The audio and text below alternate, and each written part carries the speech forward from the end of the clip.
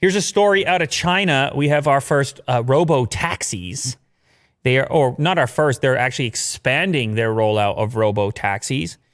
A Robo Taxi is getting back to the topic of robots.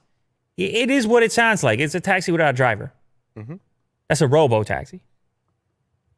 Is that the name now? Like tissue or Kleenex? I'm pretty happy with Robo Taxi. It sounds, I like it. It's very Blade Runner. Robo Taxi, post-apocalyptic. I don't know. Maybe it's too direct. Well, what would it be? A pod, transport pod? You either go. You notice the future. It either goes like Star Trek. Everything's perfect. Everybody gets along. Whatever. Yeah. I mean, they still battle. Whatever. There's a lot of war. They still battle, but I'm saying just on the Enterprise, it felt very. What would you say? Organized. Unifying.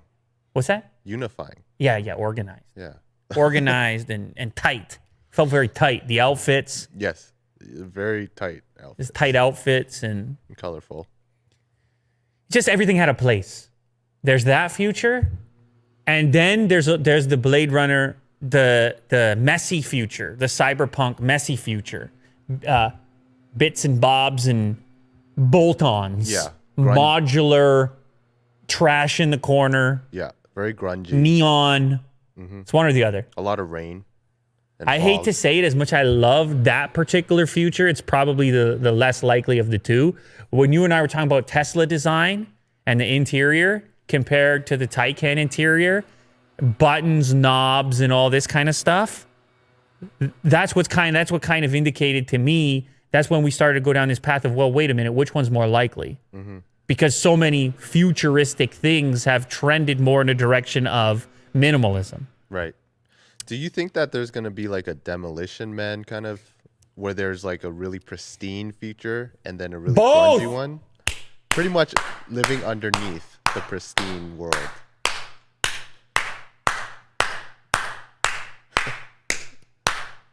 Like two in one.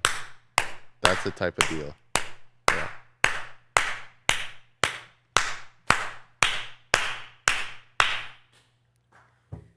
Man, sometimes I forget what it's like to have a guy like Willie Do sitting over there. Well, sometimes I forget what we've really got access to here as an audience. Well, I'm the first audience, but then the audience in the world that gets to experience moments like that, where it's just a Willie Do breakthrough, where I'm going left, I'm going right, and Willie Do just cuts through like a knife through butter. Just completely derail the conversation. No, not derail. I'm saying you hit the center point. You said it's both. It's absolutely both. Yeah. It's not one or the other. It's both. It's this movement, this separation of people moving further apart from one another, different groups and thoughts and ideas and distance and walls, and whether it's ideas exclusively or ideas that lead to actual physical barriers, you can imagine a continued divide in which these two futures have obvious differences. These two sections of the future. Yeah. And people have imagined it. I watched a movie, Elysium. Is that a movie? Oh yeah. And I think that's what happens in that one. Yeah. You have the one part of town and you have the other part of town. And the green grass only grows in one spot. Yeah. It's like they're in space, and then I don't know what's going on. The rich people are in I can't even remember, but I'm just saying, man, I can see it. And so, like a knife through butter, Willie Do comes through. And he makes the entire show worthwhile. And I gave him an applause. Now it's your turn in the audience. I want you inside of your premises, wherever you are, in your car, wherever you are right now. Just give like a one-time clap. Willie Do will feel it through the universe, as if he was Sylvester Stallone in Demolition Man. Anyway, Robo Taxis. Yes, it makes me a bit nervous. I've been to China. It's a bit cramped. It's dense. Mm-hmm. Yeah, you trip and fall and stumble into a 20 million person city. That's what happened to me. As you do. I was like, oh, did we leave that city? Oh, we're in the next city. How big is this one? 20 million. You trip and fall, you stumble into a 20 million person city. Vin will tell you. He goes there all the time. Yeah.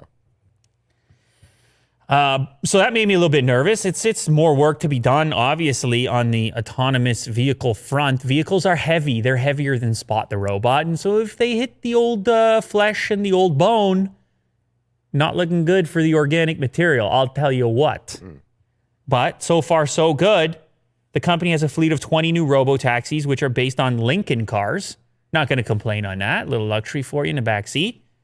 Deployed from 8 a.m. to 10 p.m. every day in a geo-fenced area that stretches 144 square kilometers. These will share 200 pickup and drop-off spots in the area. The fleet, now 40 Robotaxis, are used. And you access them through an app. It's called We Ride. And you just book your very own Robotaxi. You boot around, scoot around town, no driver necessary. Are you comfortable, Will? Yeah, I'll give it a shot. You're giving it a shot. Very nice. Well, listen, I'll tell you one thing. The ride service apps in China, it's a competitive marketplace. It's not just a single player. I'm reading about this. You got Didi. They raised 500 million US for their autonomous driving subsidiary. You got Pony.ai. You got AutoX. It's unbelievable. I don't obviously engage with any of these companies over here. They're not over here, but They don't have Uber over there, right? it's no Uber. No. Yeah, Uber bounced. I think they tried and they bailed. I can't remember, but it's there. There's a lot of competition, and so the competition drives these companies to innovate, obviously, and have a differentiating characteristic. So the Robotaxi is a way to get a leg up and say, well, we got the Robotaxi, even though I'm sure 40 cars in their fleet is probably not much.